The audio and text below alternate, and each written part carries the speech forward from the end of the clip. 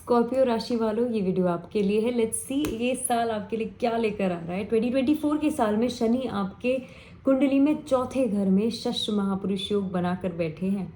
तो ये प्रॉपर्टी के लिए तो पहली बात तो बहुत अच्छा योग बना रहे हैं। प्रॉपर्टी धन संपत्ति के लिए ये बहुत अच्छा योग बना रहे हैं। राहु बैठे हैं आपके ज्ञान के भाव में, पंचम भाव में, लव लाइफ के हाउस में। गुरु पहले हाफ में तो आपके छठे घर में बैठते हैं और सेकेंड हाफ में आपके सप्तम घर यानी शादी के घर में आ जाते हैं। तो शादी का भी योग लेकर आ रहे हैं ये आपके लिए।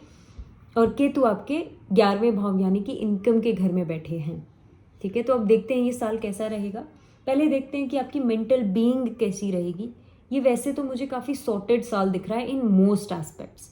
काफ़ी चीज़ों के केसेस में मुझे ये सॉर्टेड दिख रहा है except for students and except for people who are dating, जो अभी लव लाइफ में कुछ एक्सप्लोर कर रहे हैं या डेट कर रहे हैं, उनके लिए बहुत ज़्यादा अच्छा नहीं है। मैरिज के लिए डिफरेंट है, मैरिज के लिए ये साल अच्छा रहेगा आपके लिए। लेकिन अगर आप डेट कर रहे हो, अगर आप डेटिंग लाइफ में कुछ चाहते हो, तो ये साल आपके लिए उतना ज़्यादा अच्छा नहीं दिख रहा है। तो yes, in most aspects materialistic जो चीज़ें होती हैं, चाहे वो तुम्हारा करियर हो, चाहे वो तुम्हारे पैसे हों, प्रॉपर्टी हो, ये सारी चीज़ों में अच्छा दिख रहा है ये साल। शादी के मामले में भी अच्छा दिख रहा है। बस लव लाइफ और स्टूडेंट्स के लिए ये साल बहुत ज़्यादा अच्छा नहीं है। Let's start. पहला एस्पेक्ट देखते हैं जॉब के लिए। जो जॉब कर रहे हैं उनके लिए कैसा साल रहेगा। बहुत रिस्पॉन्सिबिलिटीज़ और बहुत हेक्टिक साल होने वाला है ये आपके लिए। काम जितना आपके जॉब रोल में है उससे कई ज़्यादा आने वाला है। सो बी प्रिपेयर्ड कि आपको रिस्पॉन्सिबिलिटीज़ ज़्यादा मिलेंगी इस पीरियड में। आप अगर बहुत काम करते हो 2025 के पहले 3 से 4 महीनों में आपको इसका बहुत बड़ा फल मिलेगा। This could be a promotion, this could be a jump to a bigger role और बिगर कंपनी। बट इस पीरियड में मेहनत डिमांड करेंगे शनि जी आपसे, क्योंकि आपके करियर के भाव को शनिदेव देखते हैं। एक प्रॉब्लम ये क्रिएट करेंगे शनिदेव की काम तो आपको बहुत आएगा और आप परफॉर्म भी अच्छा करोगे, टायर्ड हो जाओगे, बर्नट आउट हो जाओगे। प्रॉब्लम आएगी आपके मैनेजर के साथ जो रिलेशनशिप है वो थोड़ी सी ख़राब कर देंगे। तो यहाँ पर जो है मैनेजर के साथ रिलेशनशिप थोड़ा स्मार्टली मेंटेन करके चलने वाला साल है। थोड़ा अपने कामों को दिखाओ क्योंकि आप करोगे बहुत इस साल, है ना। उस पर थोड़ा सा स्मार्ट बनने की ज़रूरत है इस साल आपको। तो ये है। अब शनि की नीच की दृष्टि पड़ती है आपके हेल्थ के भाव में। अगर ऑन गोइंग कोई हेल्थ इशू चल रही है, सर्जरी या छोटे मोटे ऐसे ट्रीटमेंट्स पॉसिबल है with in the first 4 to 5 months, तो और उससे रिलेटेड एक्सपेंडिचर्स भी दिख रहे हैं। अगर लोअर बैक की इशू आपको रहती है तो इस साल आपको थोड़ा ज़्यादा केयरफुल रहने की ज़रूरत है। कोई भी इशू जो आपके बैकबोन से रिलेटेड हो एक्चुअली, चाहे वो वर्टिगो हो, चाहे वो स्लिप डिस्क हो, कोई भी और issue, you need to be slightly careful this year.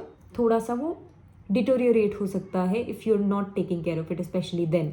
अगर ध्यान रख भी रहे हो तो भी थोड़ा सा इम्प्रूवमेंट कम दिखेगा इस साल। तो ये है। अब आ जाते हैं नेक्स्ट एस्पेक्ट पे, राइट। हम थोड़ा हेल्थ के डायरेक्शन में चले गए थे। Let's get back to business. अगर आप बिजनेस करते हैं तो बिजनेस वालों के लिए ये साल कैसा रहेगा। बिजनेस वाले एक्सपेंशन देखेंगे सेकेंड हाफ में। आपके बिजनेस में नए लोग जुड़ेंगे आपसे। कोई नया गाइड मेंटर मिल सकता है आपको अपने बिजनेस के लिए। कोई ऐसा, अगर आप पार्टनर खोज रहे हैं तो सेकेंड हाफ में कोई पार्टनर मिल सकता है। मोस्ट लाइकली एल्डर पार्टनर होगा जो बहुत एक्सपीरियंस्ड हो। बट सेकेंड हाफ में मुझे ऐसा कुछ दिख रहा है। अगर आप अपने स्टार्टअप के लिए, बिजनेस के लिए कोई इन्वेस्टर खोज रहे हैं, उसके लिए ये बहुत अच्छा साल है। सो इन ए सेंस ये साल आपके लिए business wise specially may onwards is very very good for you. तो ये साल आपके लिए बिजनेस के हिसाब से तो काफ़ी अच्छा है। और इस साल पैसों की भूख दिख रही है थोड़ी, विच इज़ गुड। एम्बिशन होना बहुत अच्छी चीज़ है। और पैसे कैसे कमाए जाएं, किस किस तरीके से कमाए जाएं, कौन सी नई स्कीमें लगाई जाएं, वो सारी इस साल आपको आएंगी और बहुत अच्छे से आप इम्प्लीमेंट भी करोगे। तो ये साल मुझे लगता है आपके लिए money wise is going to be a good year. Now अब देख लेते हैं कि हम और क्या देख सकते हैं, right. So for people who are doing any kind of professional service, let's say अगर आप सीए हो, खुद का फर्म है, या अगर आप लॉयर हो, या आप इन्फ्लुएंसर हो, या आप anybody who professionally provides their services, उनके लिए भी ये साल जो सेकेंड हाफ है अच्छा है। क्लाइंटेल आपका बढ़ेगा इस साल। सेकेंड हाफ में मुझे थोड़े से एल्डर क्लाइंटेल आपके लाइफ में आपके बिजनेस में ज़्यादा आते हुए दिख रहे हैं, ज़्यादा स्टेबल क्लाइंटेल भी कहूँगी। अगर आपके क्लाइंटेल बिजनेसेस में है, B2B अगर आपका काम है, सेकेंड हाफ में आपको कुछ स्टेबल बिजनेसेस, सेटल्ड बिजनेसेस के साथ काम करने का मौका मिलेगा। Now let's go into the next topic which is love life and marriage. देखो, लव लाइफ के लिए ये थोड़ा सा कंफ्यूजिंग सवाल है। अगर आप सिर्फ एक्सप्लोर करना चाहते हो, क्योंकि राहु, देखो Rahu is an unconventional planet, वो आपके लव लाइफ में बैठा है, तो कुछ अनकन्वेंशनल चीज़ें आपसे एक्सपीरियंस करवाएगा, कुछ ऐसे लोगों से डेट करवाएगा जो आपके बैकग्राउंड से बहुत डिफरेंट है, जो आपके कल्चरल बैकग्राउंड या आपके अपब्रिंगिंग से बहुत डिफरेंट होंगे, right? And so this is a good year to explore in your love life. However, this may not be the best year for people who are already dating, जो already date कर रहे हैं या फिर जो long term dating के लिए सोच रहे हैं, जिनको एक लॉन्ग टर्म पार्टनर चाहिए, उनके लिए ये साल बहुत ज़्यादा अच्छा नहीं रहेगा। अनबन बढ़ेगी। अगर आप ऑलरेडी डेट कर रहे हो, अगर आप लिव इन रिलेशनशिप में हो, तो भी थोड़ी अनबन बढ़ेगी इस पीरियड में। एंड अगर आप लॉन्ग टर्म पार्टनर खोज रहे हो, तो मुझे ये थोड़ा सा आपके लिए डिफ़िकल्ट दिखता है। हालांकि ये मैरिज के लिए अच्छा साल है।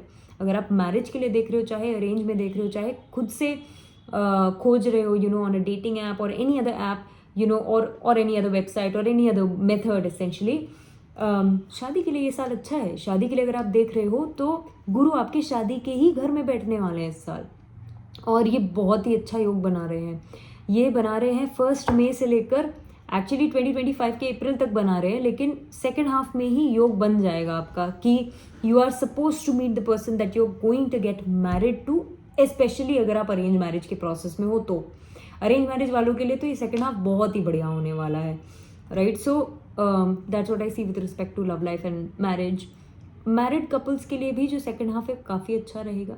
आप दोनों में अंडरस्टैंडिंग अच्छी दिख रही है, प्यार दिख रहा है, लॉन्ग टर्म की प्लानिंग दिख रही है। मुझे लगता है अगर आप मैरिड हो, ये साल आपके लिए साथ में प्रॉपर्टी लेने के लिए भी बहुत अच्छा है। तो ये लॉन्ग टर्म वाला साल है, लॉन्ग टर्म की प्लानिंग हो रही है इस साल। अब आ जाते हैं और चीज़ों पे। अब आते हैं स्टूडेंट्स पर। स्टूडेंट्स के लिए ये साल कैसा रहेगा? देखो, बहुत ज़्यादा अच्छा नहीं है। डिस्ट्रैक्टेड दिख रहे हो। राहु बैठे हैं ज्ञान के घर में। या तो देखो, राहु डिस्ट्रैक्शन तो क्रिएट करते ही हैं, right? And this can indicate कि कुछ ऐसे दोस्त बने या कुछ ऐसी संगत हो जाए आपकी जिसके वजह से आप पढ़ाई से दूर चले जाओ। तो अगर पढ़ाई पे फोकस कर रहे हो, तो ये साल आपके लिए डिस्ट्रैक्टिंग होने वाला है। डिसिप्लिन जितना बढ़ा सकते हो अपने लाइफ में, उतनी ज़्यादा बढ़ा लो, क्योंकि otherwise this can be a tough one for you. या एंड जो पढ़ाई में ऑलरेडी कम इंटरेस्टेड है, उनके लिए और थोड़ा सा डिफिकल्ट हो सकता है ये साल। कंपिटिटिव एग्जाम्स के लिए बहुत ज़्यादा अमेजिंग नहीं है ये साल। फर्स्ट हाफ में अगर आपका एग्ज़ाम है, अप्रैल के अंदर अंदर कोई एग्ज़ाम है, तो आप फिर भी ठीक करोगे। सेकेंड हाफ वाले एग्ज़ाम में बहुत ज़्यादा अच्छी पॉसिबिलिटी नहीं दिखती है मुझे। मेहनत का फल थोड़ा कम इस साल मिलेगा पढ़ाई के मामले में, ठीक है? तो ये नहीं मतलब ये सुनकर ऐसा नहीं सोचना है कि यार मेहनत ही क्यों करे। ये सुनकर ये सोचना है कि अगर मुझे 80% मार्क्स चाहिए, मुझे 80% मेहनत करने से नहीं मिलेगा, मुझे 100% मेहनत करनी पड़ेगी उसके लिए। और अगर मुझे 90% मार्क्स चाहिए, 100% मार्क्स चाहिए, तो मुझे 110% देना पड़ेगा अपना। ये याद रखना है इससे। Take this out of the reading, right?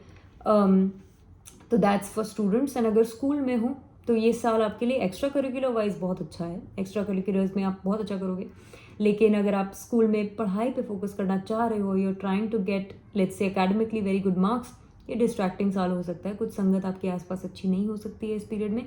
तो आई थिंक एंड अगर आप पेरेंट हो, if you are a parent who is listening for your child, तो मुझे लगता है उनके ऊपर थोड़ा सा आपको गाइड करना पड़ेगा इस साल। आपको ये बताना पड़ेगा कि कौन उनके लिए सही दोस्त हो सकते हैं, नहीं हो सकते हैं। थोड़ा सा उनको गाइड करते हुए चलें इस साल।